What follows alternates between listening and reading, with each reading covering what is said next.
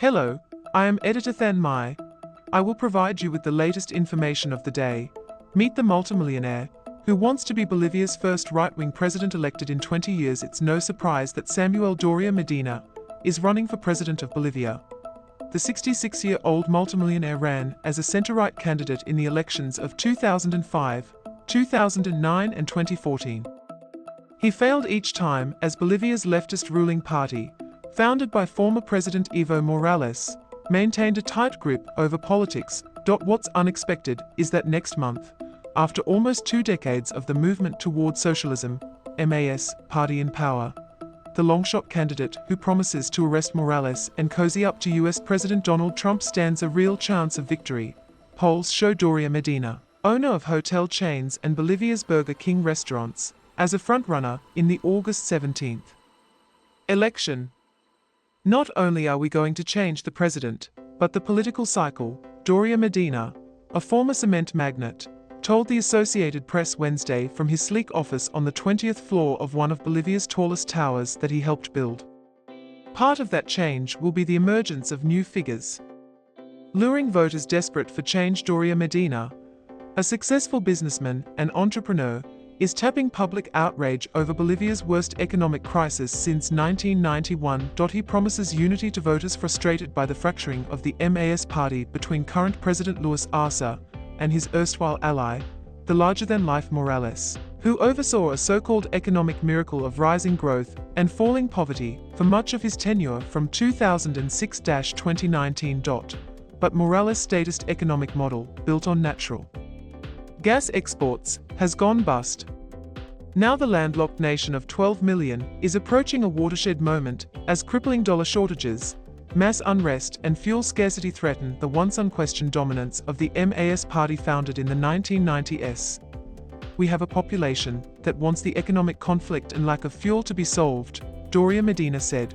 Much remains uncertain in the run-up to the highly anticipated vote, with Morales' large base of loyalists vowing to leave their ballots blank on account of the former president's contentious exclusion from the race, in part a result of his bitter political fight with Arce.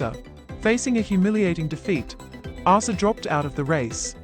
The only leftist candidate leading polls is Andrónico Rodríguez, the 36-year-old president of the Senate and vice president of Morales' Coca Farming Union. Rodríguez would be considered the political heir of Morales' MAS if it weren't for Morales branding him a traitor for running against him, with other opposition candidates further to the right. Analysts see the moderate Doria Medina as best positioned to win over traditional MAS party supporters, as he promises to put the brakes on the foreign exchange rate and resolve fuel shortages within his first 100 days. The value of a Boliviano on the black market is now around half the official exchange rate.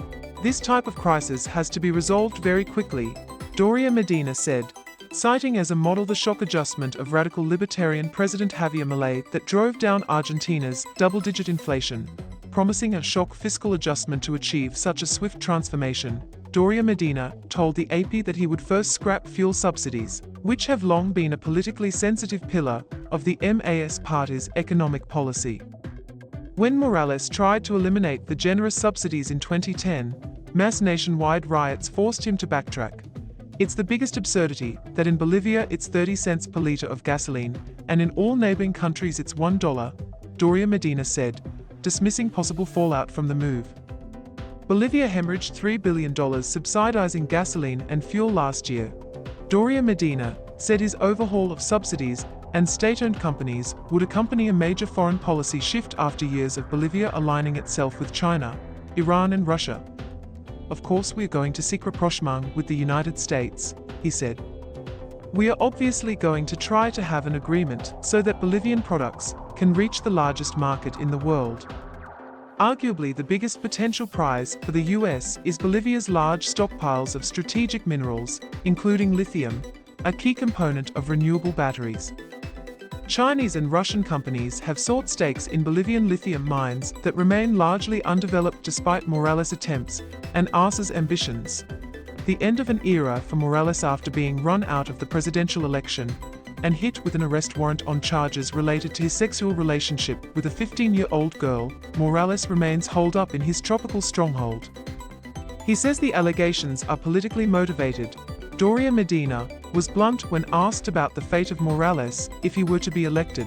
One must comply with the law, he said. There is an award for his arrest.